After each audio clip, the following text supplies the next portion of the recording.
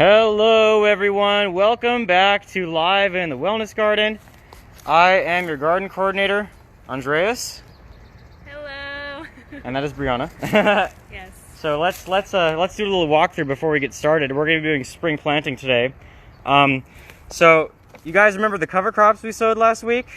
For those of you who were able to actually catch the live before my phone overheated and it got deleted. Well, here they are. They're looking pretty good. They're coming up. Here we go. Warm season cover crops initiated. So I'm seeing some brassicas coming up right there. I'm seeing some nasturtium, probably from last season. We're going to leave those. I'm seeing some buckwheat right there. I am seeing some grasses. Where are the grasses? Ooh, look at that. I'm not sure what that is. That might be cowpeas or guar beans. Oh, what's that? That's nasturtium, brassicas. Then here's one of the grasses. We have, I think we have like a millet and sorghum Sudan grass in here. I know I put sorghum Sudan grass in the mix. Oh, and this looks like a sunflower.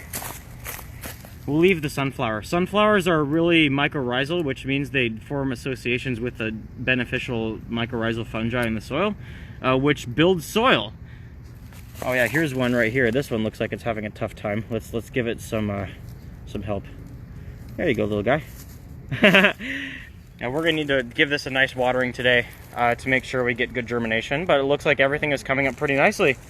Yep, everything else looks good. Strawberries are perking up. We're getting a lot right here. Look at all those. Beautiful. Our beans are coming in nicely. More beans. This is my first year trying square foot gardening and I really like it. Oh yes, that's right, Brianna. We got this. Sunflower. Beautiful. This came up on its own and... Yep, a volunteer. Wow. A volunteer is a plant that comes up on its own. There's some more sunflowers. It's shading the sage there in the middle. Oh yeah, but I think sage likes sun, so we might need to chop and drop these soon. We'll see. Yeah, everything's looking great. The Mediterranean herbs love the compost tea. That's what I think, at least. They just look so good this year. We'll be able to harvest a lot. And we have so many peas. Like, we have peas coming out the wazoo right now. It's great. Look at all these. They're so good. Since we've been getting some warmer weather, they've really sweetened up and the sugar content has really developed. They're so delicious. The hydro system looks good. This is the Nano Farm system. Wow, look at that lettuce. That's like that Oric is going crazy. Yeah, this lettuce is ready. It's all good now. So I actually might take a head today. And the miner's lettuce looks good too. Doesn't like the heat, but it's growing. That's wonderful. Yep, and everything else looks great. We have tons of chamomile right now. We're gonna harvest these. They smell so good. Chamomile. Here's our seedlings for today. We're gonna be doing spring planting. And then I just wanted to show the winter cover crops, or the end of them. Cool season cover crops, technically. They look really good. No fertilizer. It's hot, Alondra. It's definitely like in the 80s. I'm feeling the heat. But yeah, these look fantastic. So this soil is now going to be nice and primed for everything we're going to put in. We're going to do that one next, and this one. Fruit trees look great too. They responded well to the fertilizer we gave them the other week. Look at them. Yes, they've been pollinated. They look amazing. We're going to have so many lemons this year. It's going to be crazy. Look at this. On every branch, we have like at least like half a dozen lemons. Like on each end, like we have like half a dozen lemons. Did you add compost tea to the trees too? Yes, I did. I applied compost tea as a foliar onto the trees. They love it. Everything loves compost tea. I love the vetch flowers. They're so cute. Yeah, anyways. I have to agree, the cover crops, they're beautiful. They are beautiful. And they attract so many beneficial insects like this hoverfly right here. This thing right here, I'm not sure if you can see it. Oh yeah, you can kind of see it right there. You see that thing? That's called a hoverfly. That is an aphid consuming machine right there. It's more than ladybugs do. Yeah, is that true? Yeah. Oh yeah? I saw it on like an Instagram post. It was like, Oh, that's cool. Did you know hoverfly larvae eat them like, I forgot how many more times than ladybugs? Yeah. Well, we terminated these guys last time, didn't we? Wasn't that last time? Yeah. So this is a week later. I had to go in and make 2 more passes to make sure everything was all done for. But let's take a look at the soil now. Like, look at this. It looks amazing. How do you build soil? With plants, with living roots. That's the best way to do it. So now we've got some really nice soil, and we're gonna plant. So here's what we got. We got some okra. We got some various kinds of squash. And we've got some amaranth. And later on, we're actually gonna be planting jicama in here. I'm really excited for that. So jicama is actually a legume. So what we're doing here is basically a modified version of the Three Sisters system. Because this is too small of a space to plant corn. You won't get good pollination in this kind of space. But instead, we can sub in okra and amaranth. Because okra grows nice and tall. This amaranth grows to about 3 feet. I think it's more of a bushy variety, but it'll still work really well, I think. So the seedlings look a bit worse for wear. They've been in my table for too long. We were trying to let the cover crops go a bit longer, but I think they'll be fine. So as long as we're really careful while we're planting them, I think they'll be good. And we're also going to pop some sunflowers in here and some other flowers on the ends, because it's always good to have some flowers. Watermelon, right? Watermelon? No watermelon here. Oh. Okay. But we'll do watermelon elsewhere, like in there. Anyways, do you want to hold the phone, Brianna, and we'll get started? Let's make sure that Doesn't overheat. yeah, it doesn't overheat again. I'm trying to shade it with my hand. Yeah. So that way you guys could stay. Yeah, you know what? Actually, let me take off the case. Oh, okay. That'll make it Because worse. the case makes it worse for sure.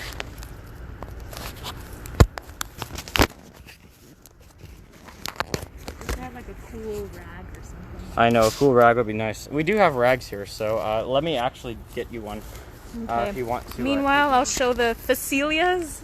Yeah, we did not show the Phacelias. No. Yes, and I just learned today that there's such thing as native bees. I thought bees were bees, but there's native ones, and they're super tiny. You could kind of see it. It's like a little mini black bee, and apparently they're native. So that's just amazing to see all the wonderful life that's happening here. Oh, yeah, it looks beautiful. And look Got at these trouble. sugar snap peas. They're on their last leg, but that's okay. Yeah, I was so, trying to show the native bee. So Phacelia is actually in the same family as borage. The same. Look at there's one Yeah, there. there's another one. They're all over the place. Yeah, that's amazing. And Phacelia, however, is native to California.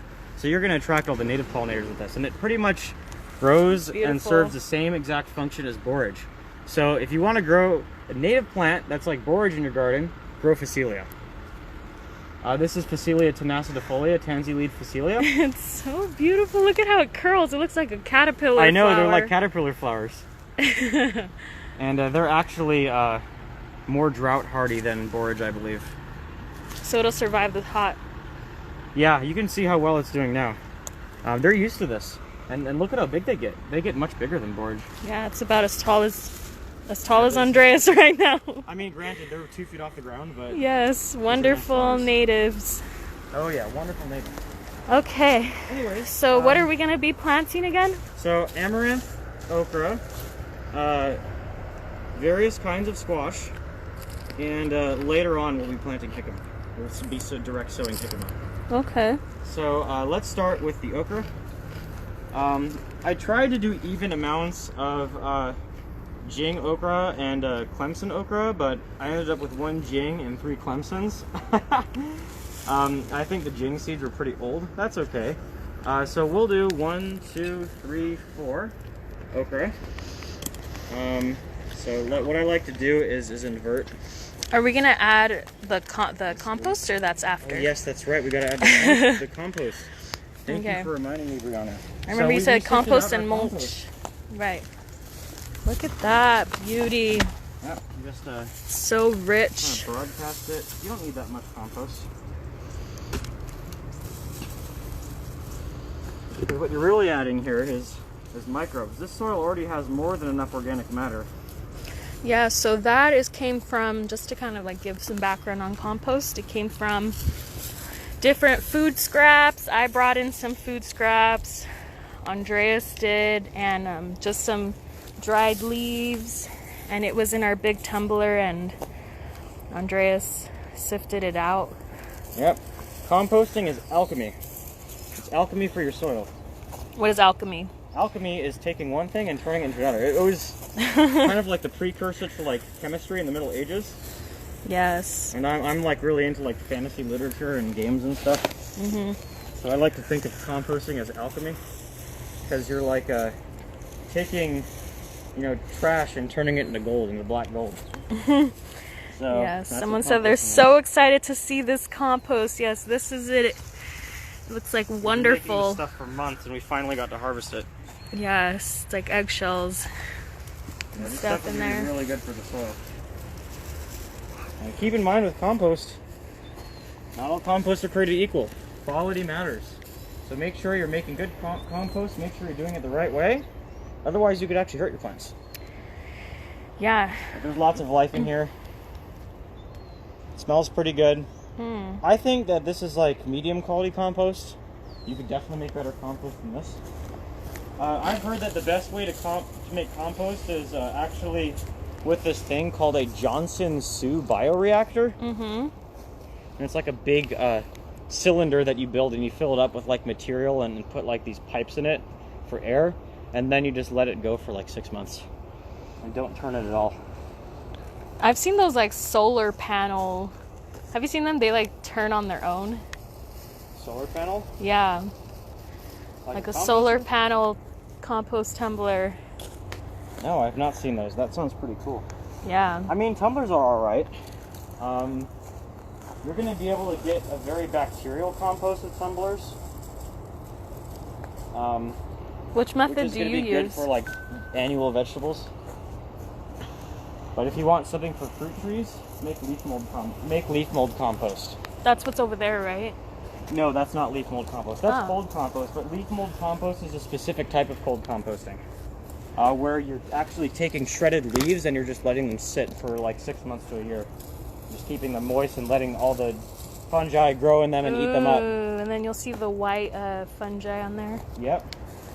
And that's what trees really like. Looks so wonderful seeing all this flowers in the background back there. Yeah, these pollinator boxes look beautiful right now.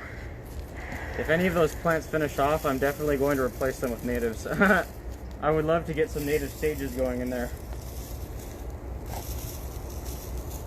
Like some Cleveland sage, some white sage, some black sage.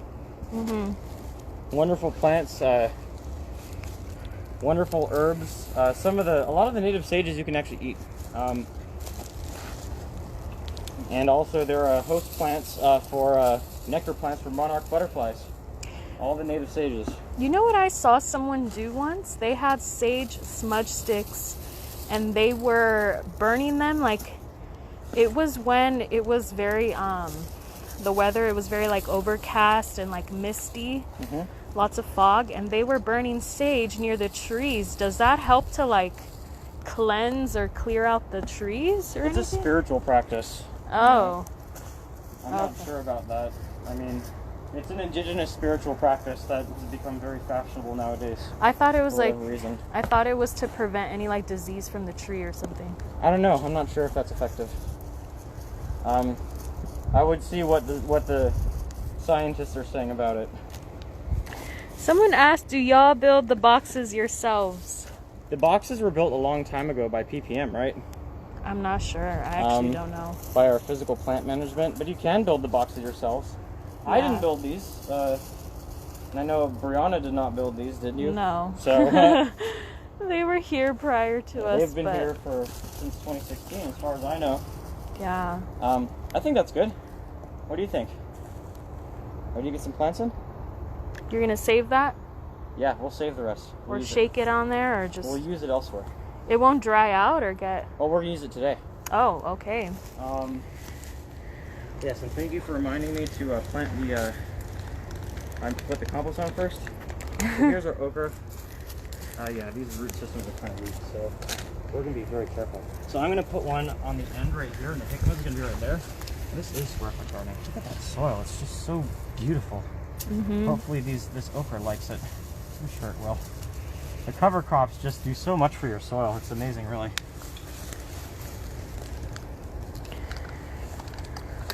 Best We way. could take a break. You could plant some and then switch. Yeah, I'll do the okra, and then I'll do 2 okra, and you do 2 okra. How does that sound? Good. The amaranth is going to be tough because those are very tiny. I don't think they like being raised in aquaponics, honestly, because all of these were started in aquaponics.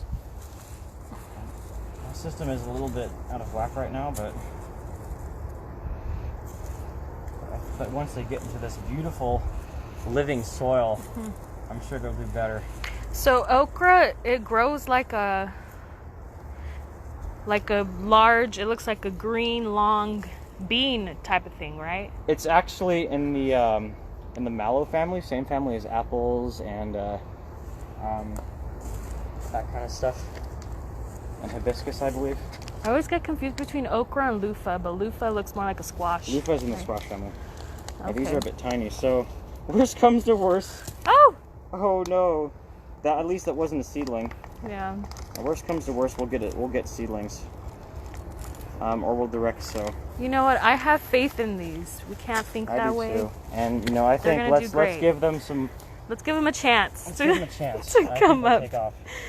And So the when- soil temperature in here is really good. It's nice and cool and moist. And these cover crops just like totally turbocharge the soil. They're the best thing ever you can do for your soil is cover crops. Someone asked, what is aquaponics? Aquaponics is a soilless method of cultivation where you are growing fish and plants at the same time. Are we gonna have some, I can't remember, some aquaponics videos coming out or no? We are going to have a hydroponics video coming out soon, Okay. but we can do aquaponics videos. It's just tough because like the system we have here is really small. Right. It's a very tiny system and you can't do much of it, and it's being used for research. I'm excited for mine at home. Yeah, I'm going to build you one. We'll talk about that after the live stream. Yeah. Because I want to get you a design soon, but I've been very busy. Yes. The aquaponics is sort of my area of specialty. Look at those roots. You see how there's soil clinging to the roots? Those are called rhizosheaths. That's where the process of building and enriching soil actually happens. In the rhizosheaths, which are in the rhizosphere, the area Yeah, look directly at around that. the roots. Good So when you see that in your soil, like when you pull up a plant and like there's all of this, oh look, a peanut. No way. Oh my gosh, a Those are your peanuts peanut! last year. Oh wow. And yes, fish. Look at the grub. Look at this guy. This is living soil. See, I always thought, I don't know, it's probably a myth again because you're there's a teaching me bug. that I think all that bugs. bug is a pest. That looks like I've a always snake. heard that the grubs are like, That might bad. be like a carpet beetle or something. I don't think the grubs are bad necessarily. Oh, you were going to do the okra. My bad. it's okay, I could plant the other stuff. Yeah, why don't you do the squash? That'll be pretty easy. Because I want to do the amaranth because they're going to be... These Delicate. guys are so tiny and delicate right now. Yeah. The seeds are so small.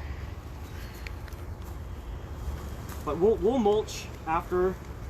That's the idea. Is we're going to transplant and then mulch. I'm trying to disturb the roots here as little as possible in the meantime. But Okay. that's going to be a bit of a challenge. Because Yes. these plants, this amaranth is just so tiny.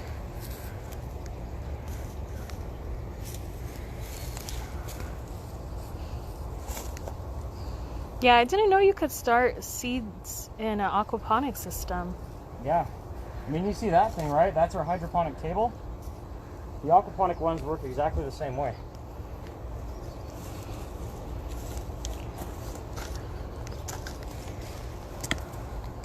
So it's okra, amaranth, okra, amaranth. And then jicama. You see how like I'm putting everything on the left side? The jicama is going to be in front. And jicama is a vine in the bean family. It's going to vine up. The jicama leaves and bean pods it makes are poisonous, but the roots are edible. The roots is what we see, right? Yeah, the roots That's are like what a we want. big brown. Big round thing is the roots, the tuber or whatever.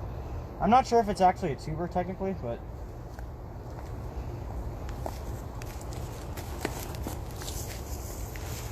I just think this is soil so this cool. good, I think these plants are going to do The great. peanut.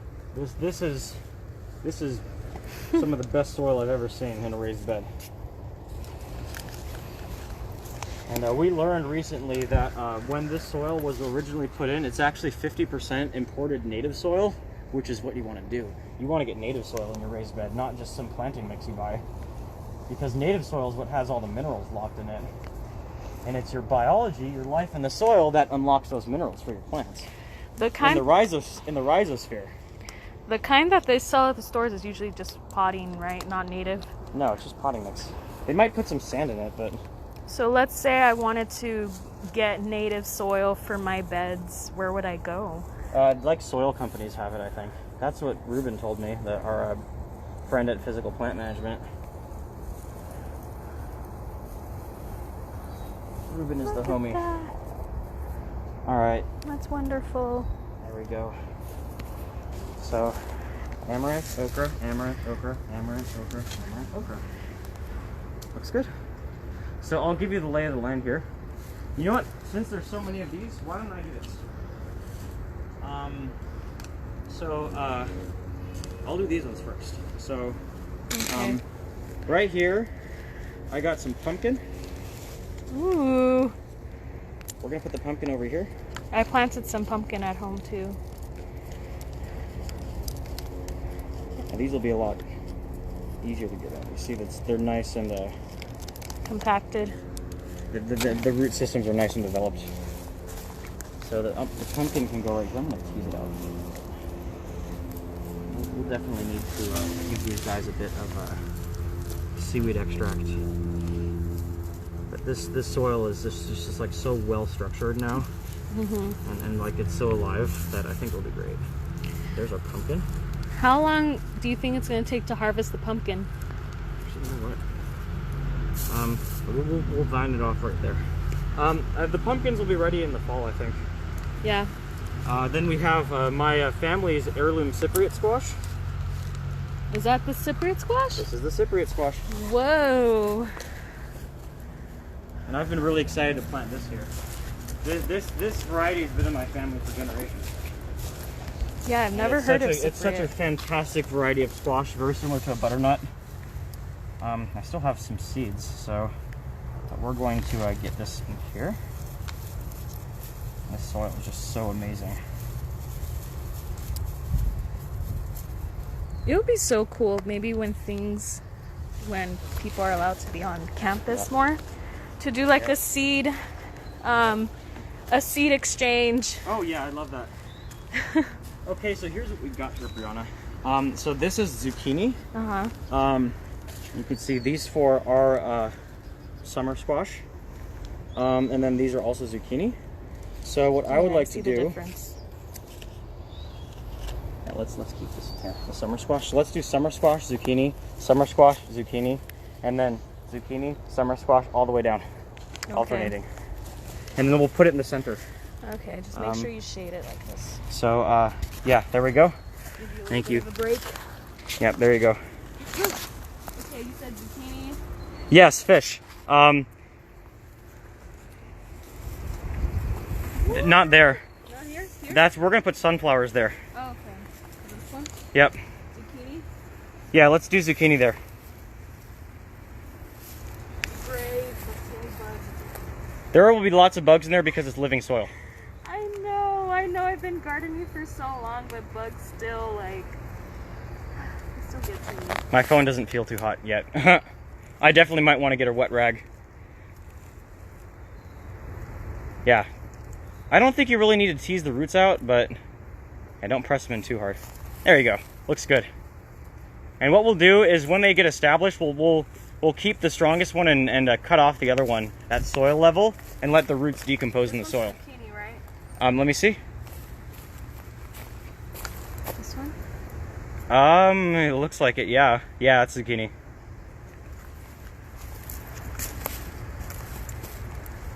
Maybe you could share a little bit about zucchini.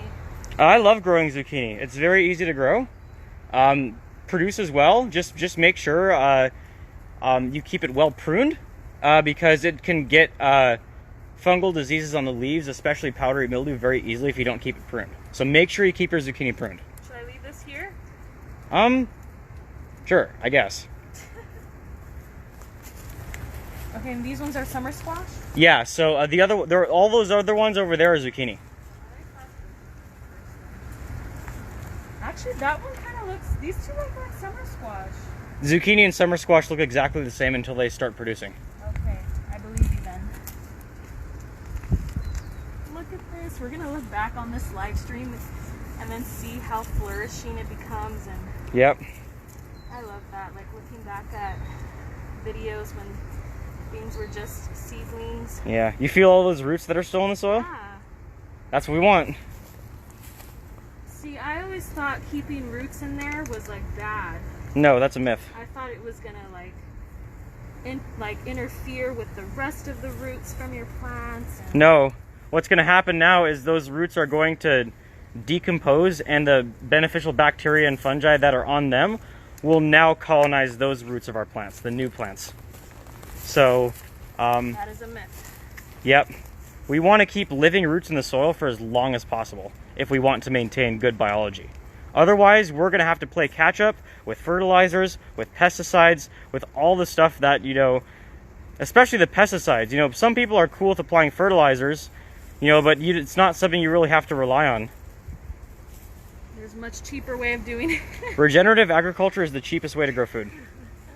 Nothing there, right? No, that's sunflowers. So then the next zucchini's there. Yep. This makes me so happy. We're doing it.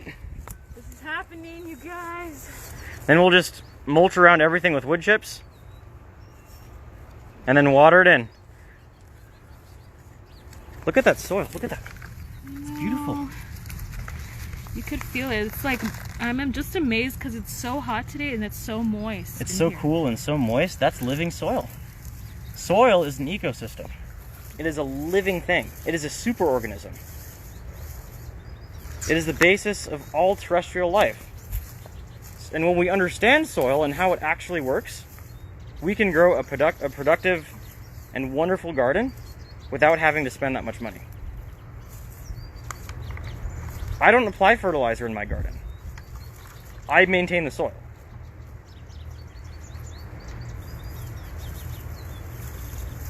This is wonderful.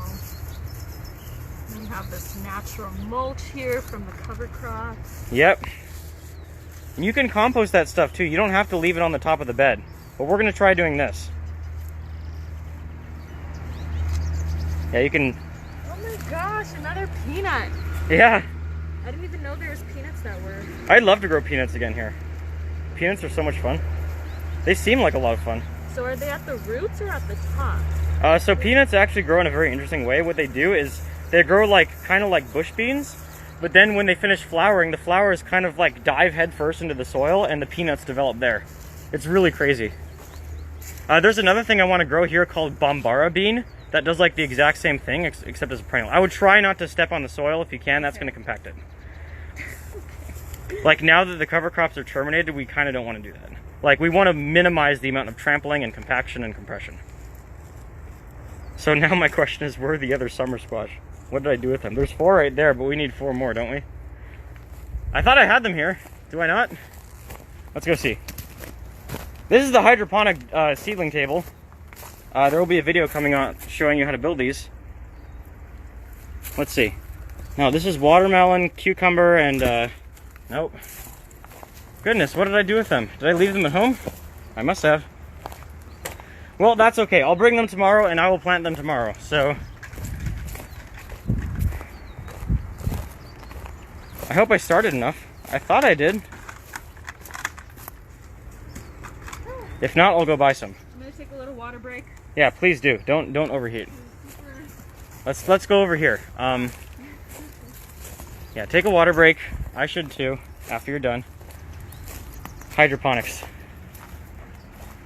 Looking good. We need to get something in there. We got to start seeds. We're going to do that today. Here's the aquaponics that somebody asked. Let's Let's see if we can see the tilapia in there. Come on, fishies. Oh, there's one. You see him? The big guy? That's a tilapia. We keep the water nice and toasty for them. You see the water gets pumped up from the fish tank into this bed? No soil. This is clay. These are clay balls. They sort of cook them in this big rotary kiln and they puff up like popcorn. They're super, super light.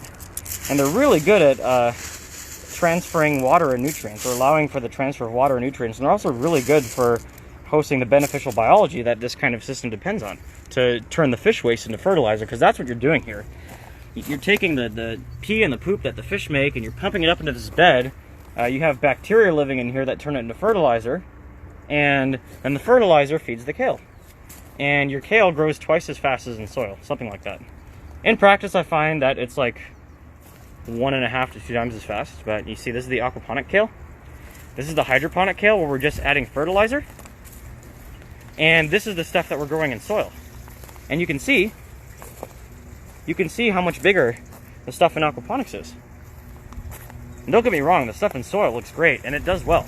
But the aquaponic kale is twice the size. And all of these beds were planted at the same time.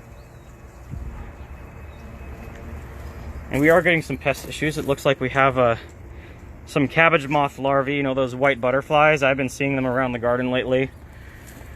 Seems like we have a bit of a deficiency in parasitoid wasps that deal with the larvae.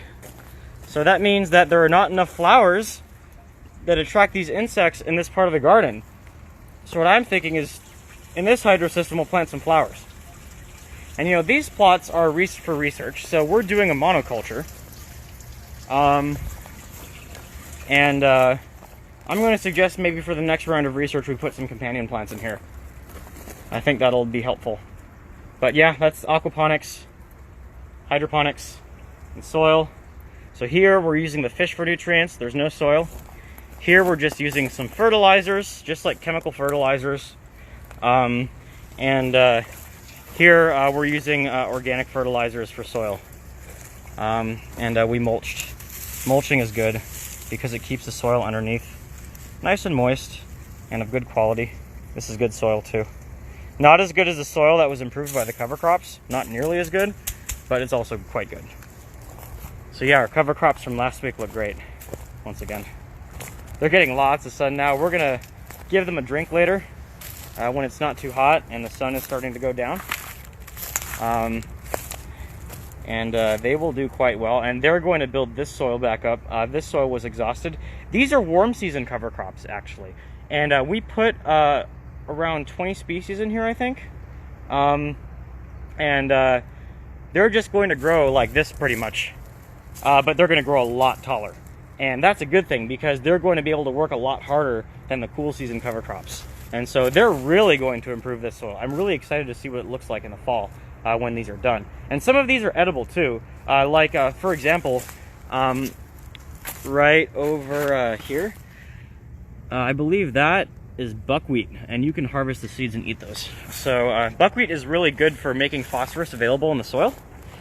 So if you're having a phosphorus problem in your soil and you want to do a cover crop, plant buckwheat. And buckwheat does really well in the spring and summer. Hey, little bird. We're done with the squash? Yeah. So there was no more summer squash? No, so we got this whole line. We just need some for the other side. What is this right here? Oh, is that squash? Yeah. Oh, I didn't. Yeah, this is summer squash. So this is the rest of it. Cool, so we do have. Yeah, I don't know why I misplaced those. They were hiding. Plants were hiding. You want me to do these? Sure. I'll do them. Sure. Yeah, really stoked for this bed. Yeah, the plants look sickly right now, but they should bounce back. We're gonna pamper them. We're gonna give them plenty of water and a little bit of seaweed extract to stimulate root growth. I also might prune back some of the leaves a bit. Because they're going to go into shock. That's pretty much guaranteed at this point. Let me know if you need a shovel. So we want to, but this soil is really nice. So I think they'll be right at home once they get established. Leave a little well for them. And all the residue from the cover crops will help retain moisture and return fertility to the soil over the course of the entire season. Because a lot of what we were growing here is legumes, very rich in nitrogen. Oh, there's still some roots in the soil. Let's pull these out. Oh, these are the wheat. This is the wheat, the winter wheat that was in here. You see that? Mm-hmm. All the soil stuck to the roots. That's called a... Those are the rhizosheaths. And whenever you see rhizosheaths in your soil, you have healthy soil and soil is being built. Because these rhizosheaths are actually produced by bacteria and fungi that make these sticky compounds, these glues and these... Is that what roots are made out of? No, it's around the roots. Oh, okay. And they're actually taking soil particles and binding them to the roots. And this is where the exchange of nutrients and between the plant and the soil microbiome physically happens, is the rhizosheath. It's funny how, like, this is where... This is all new like, science. It's coming from... This is where our gut microbiome... I think that connection is so cool, like, to learn more about that. It's like, from our food. Our gut microbiome is this new thing, well, not a new thing in us, but it's new to science and stuff, and people are trying to figure out, like... Yeah, so is all this stuff. Like living soil, that's very new science. And so this is where it comes from. It comes from the soil where our food grows. This soil is being held together by roots with rhizosheaths on them. Roots bind soil together and prevent it from eroding. Uh-oh. Someone's got an issue. Yeah, these look pretty good. And I think they'll establish pretty well. I have high hopes for these. This looks so beautiful. Yeah, once it gets going, I beginning. think we'll be good. I'm so excited to finally plant this bed out and see how the cover crops have improved the soil for these. I think I'm gonna cry. I'm gonna cry when things start. When we get our first squash and our first okra, I'm gonna cry. Because it's a beautiful this soil thing. is so beautiful. All right, wonderful. That's it. Here's an overview, modified 3 sisters, y'all. So yeah, we're gonna mulch this now. Okay. So I got wood chips already. Let me take a water break. Yes. It's really hot today. Look at this cilantro growing. Cilantro is bolting. Yes. Cilantro attracts your friends, the parasitoid wasps. So if you know that you tend to have aphid problems in the spring, plant cilantro in the winter, let some of it go to flower, leave it in, it's going to attract the wasps that are going to get rid of the aphids. Yes, and I also learned dill as well. Yes. Dill is another thing you can grow. Anything in the carrot family. Ooh, what is this thing? Let me see. It's black and orange. Oh, that's actually a ladybug nymph, a ladybug larva. Oh. The ladybugs love the chamomile here. Yes, they do. Look at how beautiful that is. You have to take some of it out today. But you know what? We'll make tea out of it. Actually, I'm gonna take it out next week. Never mind. Yeah, and yeah, the one who's doing the herb dehydration, she could use some of it. Yeah, we have the herbs are gonna do really well this year. I know that. And that square bed number 5 over there. Cover crops in it. Yes. That one is going to be all herbs. What kind of herbs? Mugwort, hyssop, maybe a couple natives. Really good stuff. I want to do some spilanthes or toothache plant in there too. That's wonderful. I forgot, what is mugwort good for again? It is good for anxiety, promoting dreams, and menstrual issues. Okay. I'm not making any medical claims. Right. He's not making any medical claims, but it's just interesting to see all these different new potential. I have anecdotally found that mugwort tea is good for calming nerves and reducing anxiety. Anecdotally. I think that's a common thing too with a lot of teas. You know, it's very soothing. Lavender tea as well. Lavender. I really love chamomile tea at night. So it's nice to see the jujube tree leafing out too. Oh yes, jujubes. It's a Japanese. It's some Asian. People call it Chinese date, but it's not related to dates. Dates come from a palm tree, and this is very clearly not a palm tree. This is a deciduous broadleaf tree. that is very adaptable to drought and arid conditions. It does really well in the desert, actually. And so, like, if you want to grow a food forest, jujube is one of the perfect plants for a food forest in Southern California. The fruit's really good. It tastes similar to an apple. Yeah, it's very mild. Some Yeah. people don't like it, but I like it. I think it's refreshing. So let's get the mulch on. I want to get some gloves. Let's Okay. take this compost out of the sun, because this is going to start drying out. And remember, what does the sun have in it? What does sunlight have in it? UV radiation. What does UV radiation do to bacteria and fungi? It kills it. Kills it. So we want to keep it in the shade. Keep it covered. This is why we keep our soil covered. If you ever have bare soil in your garden, all that life in the top of your soil is going to be killed. And you're going to have to rely on fertilizers, you're going to have to rely on pesticides, and you're going to be, constantly trying to, you're going to be constantly, trying to apply Band-Aids. So that's why we cover our soil here. That's why we plant cover crops, because it's going to keep the soil healthy. And so that's why we're using wood chips. Yes. And to answer your question about what I add to my tea, I add just honey or sometimes honey or agave to sweeten it.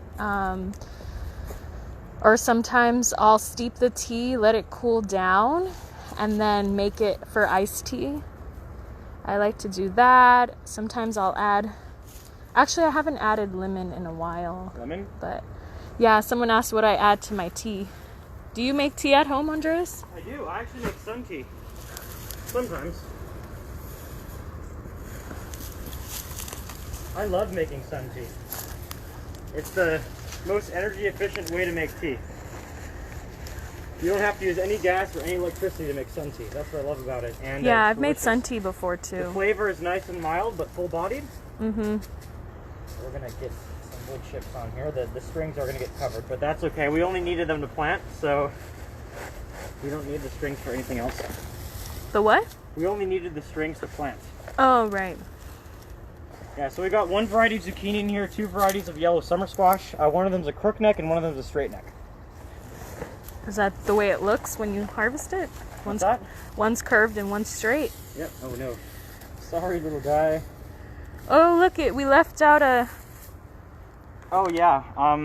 That's okay. I'll plant it at home or somewhere else in the garden. You I should like just to grow plant it where the amaranth. Chaos Garden is. I'm gonna be growing some red amaranth at my house this year. I'm gonna put it in with my cover crop mix, because what I'm gonna be doing in a lot of my garden at home is chaos gardening, just like in all my beds. The Chaos Garden you have is there, right? Yep. But I really like the idea of chaos gardening because it really maximizes the utility that you get from having a diverse community of plants in your garden, because they're sort of like all next to each other, you know? That's why cover Yeah. crops do so well, because you have a lot of different species of plants that are all growing in close proximity. And so they're all able to benefit from each other, and they're all able to communicate within the rhizosphere. Yeah. And we're learning more and more about how plants communicate through the fungal network in the soil. And so we're trying to rebuild that fungal network in the soil. It's like a literal... Yeah, And now, these plants are going to be able to tap into it. I think the first time you had told me, like, I guess I never realized. I feel like this is our podcast right now. We're having like a plant podcast. Yeah, kind of. This is our Kind of. Wellness Garden podcast. And, Wellness Garden podcast. and then, but you got somebody who spends hours a day studying regenerative agriculture right here. So. and then somebody who's like learning a bunch of stuff like me and you guys. But ever since you like brought it to my attention about the forest, which is literally like, think about all the jungles and everywhere in the world. Like, do they do planting like sometimes we think we have to do? They just, yeah, interesting. Nature knows how to take care of itself. Yeah. All we have to do in our garden is enable it. All we have to do is facilitate it. That's our job as gardeners. Harvest. Yeah. And then nature will give back to us. Once we give nature what it needs, nature will give us what we need. Because we are nature. We are a part of it, and we need to act like it. And having a nice, regenerative, diverse garden where you're not using any pesticides, it's a good start. I can't remember the last time I used pesticides here. And like when I use pesticides, it's only on the research plots. I don't use it anywhere else here. Not even organic stuff, not even neem oil. Once you have like a diverse garden, it's not necessary. You don't need to do it. And it does more harm than good oftentimes. Because the thing about pesticides is, not only are you getting the pests, you're getting the good guys too. And guess what reproduces faster than the good guys? The pests. So, next year, you're going to have more pests and not enough good guys. Wow, you are just debunking all the garden myths out there. There's a lot of them. It's just conventional wisdom, but you know, this is like like all of this right here is sort of rediscovering things that people, especially indigenous people, have understood for a very long time about plants and about like garden ecosystems. And we're just understanding the scientific side of it now. Science is starting to become aware of these things. Yeah. There's some really amazing research coming out that I've been following. I know that we're like still discovering what actually happens in the soil. And we don't know much about it. You know, that's why, like, you know, you don't have to know all the things that happen in the soil. All you have to know is the principles of soil health. And now it's really good to see, especially the Natural Resources Defense Council is really starting to push this stuff. And they're a governmental organization here in the United States that works very closely with farmers, and they're starting to push these methods now. And it's probably been one of the best developments in recent years in this field. Is the government is now on board with this. One guy that I really like who's from that organization is Ray Archuleta, R-A-Y. Oh, I've heard you mention him before. He talks all about this stuff. Yeah. He's a very good speaker too. Do you want me to finish the mulching? Yeah, you can finish the mulch. Let me just gather some more for you. We have about 10 minutes. We have 10 minutes? So, That's plenty. look at that. Getting mulch for my Yeah, we're going to need to get more. Are you sure that's not enough already for the little section? The rest of the stuff in here is just soil. Oh, It's old soil. Wear a mask when doing this, please. Even after COVID is done. Because it gets very dusty. It's very dusty, irritating to your lungs. I've Yeah. definitely had issues with coughing for doing this. That's why I'm wearing a mask. So I think we'll water this all in later after the sun goes down a bit. And we'll smooth it out. We'll get it nice and straight. We'll apply a bit extra. Make sure all the residues and compost are nice and covered. And I think it's time to get in touch with PPM and ask them for more wood chips. Because they have plenty. They're always happy to give us wood chips, so. 'Cause we're going to make use of these in our beds this year. This is how we save water. This is how we cover the soil and protect it when we're not doing cover crops. We use wood chips. Yeah. They're one of the best things you can do to cover your soil. They're long-lived, and they feed fungi. I didn't know they feed fungi. Yeah, fungi love wood. That's what fungi do, is they break down the lignin in wood. Wow. Not all kinds of fungi. Yes, lignin. I remember in my nutrition class, that's the one type of like fiber that we cannot break down. Yeah, but fungi can. Wow. Takes them a while, but they do it. Class of fungi called saprophytic fungi, not mycorrhizal fungi. Both are important. The mycorrhizal fungi are the ones that people commonly think about when they hear about like the fungal network in the soil. Those are the mycorrhizal fungi. The saprophytic fungi are decomposers. Both are important, but they have different roles to play. But both are involved in soil building. Because soil is built by two main mechanisms. One is through decomposition, which we all learned about in our 7th grade biology class. And the other is called the liquid carbon pathway. And this is new science. It's when plants actually take about 40%, I think 40 to 60% of the sugars they produce and pump it down into the soil through the roots to feed the bacteria and fungi that live in the soil, in the rhizosheaths that we just showed you. So the bacteria and fungi that are in these rhizosheaths are being fed with sugars and amino acids from the plants that they produce with photosynthesis. Wow. And Who would have ever known? that's actually the most important method for getting carbon into the soil from bare soil. That's what gets it started, the liquid carbon pathway. These compounds that they exude into the soil, the plants, are called root exudates. And you know what happens when you apply chemical fertilizers? You kill It that. disrupts the whole process. Oh. Because then the plants get lazy and they don't need to do that. They don't need to work for their nutrients because it's the bacteria and fungi that are able to get the nutrients out of the sand, the silt, and the clay in the soil. The plants can't do that. So if you then give the plants the nutrients, then the bacteria don't get fed. The plants just eat up all the ammonia and the nitrate you're adding. So, and thing is, you know, it's inorganic nitrogen that I'm talking about here. And just because a fertilizer is called organic, that doesn't mean it doesn't have inorganic fertilizer in it or inorganic nutrients. Like manures have inorganic nitrogen. That's why manures aren't the best thing unless you compost them. You can actually burn your plants. Okay. I did not know that. I thought organic was organic and that's it. Organic, in that sense, is a regulatory term. Mm-hmm. It's a legal term. It's not a term that describes, like when I say inorganic versus organic nitrogen or inorganic versus organic phosphorus. Mm-hmm. What I mean in that sense is chemical, the chemical sense. Because like organic chemicals are complex carbon-containing compounds. Inorganic chemicals are simple compounds that really aren't carbon-based. Like ammonia, for example. Ammonia is NH4 or NH3. Ammonium is NH4 plus.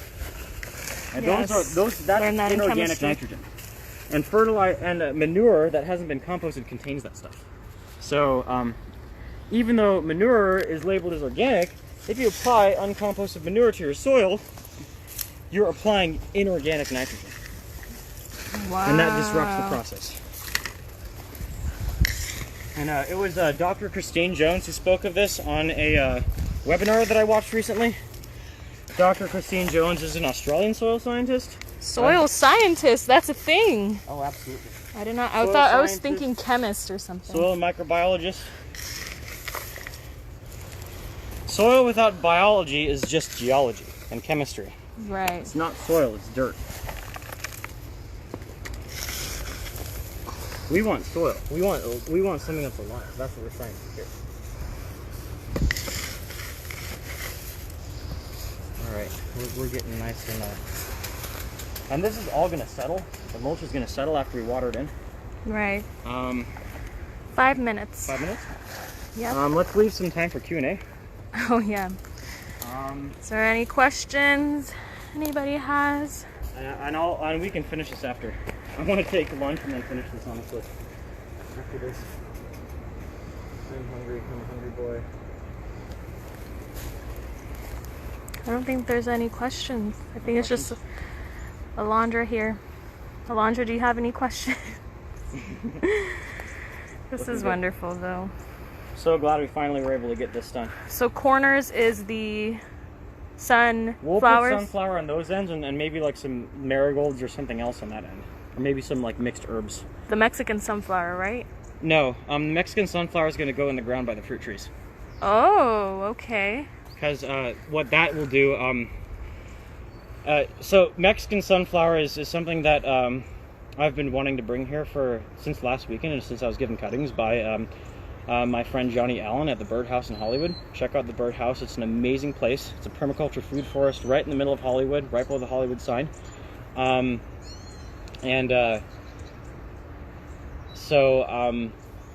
was given these cuttings of this plant called Tithonia or Mexican sunflower.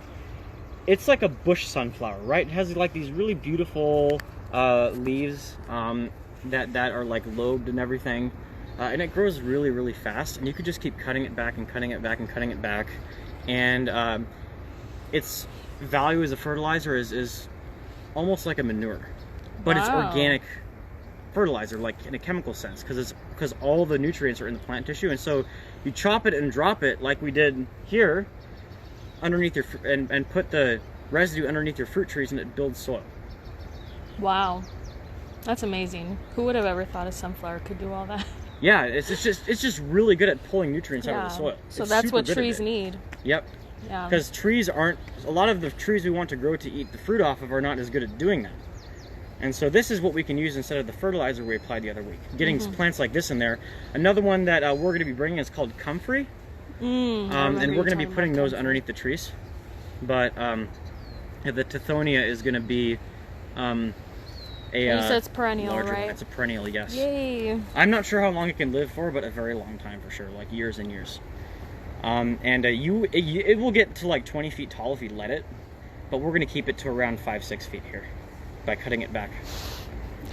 Okay, 20 I might want to feet bring tall. a second one and put it over there too. That's for the wonderful, fig and it trees. even matches like the MMC logo. Exactly. Sunflower. Exactly, and we're also going to be growing sunchokes in that bed, which are again a this sunflower. bed. And sunchokes are a sunflower that produce tubers like potatoes you can eat. The sunflowers? Yeah, sunchokes. Oh. That's the why I got the sunchokes. sunchokes, because it's like the MMC logo, but because it's a sunflower, but it's also going to produce edible tubers that are supposed to taste like water chestnuts. Okay. I've tasted water chestnuts before. Yeah, and they'll get as Yummy. tall as the lime tree for sure, if they're doing really well. We might need to cut them back a little bit. Alrighty. Are we it's wrapping it up? 2 o'clock. We have one more minute, but I'll just take this time to share about like some programming that we have at the MMC. So we have our weekly we're going to start a new series of the weight management workshop, and that one is going to have it's a lot of just that basic nutrition education that's going to really build your foundation for learning how to eat healthier and creating those healthy habits. So that is starting tomorrow, and it's going to be every Friday for the next 6 weeks, I believe, at 1 o'clock from 1 to 2. And I am helping teach those workshops with one of the MMC project coordinators, Janika. And yeah, I just wanted to share about that. And then we also have our Ask a Master Gardener feature on the MMC website, where you can put in your gardening questions, and someone who is well knowledgeable about gardening can help and assist you with whatever questions you have. And that is about it. I think we are concluding our live here. All right. Thank you for tuning in, All everyone. right. Thank you. I don't even know if I'm showing it. Yes. We will see you next week. See you next week, everyone. Bye. Bye-bye.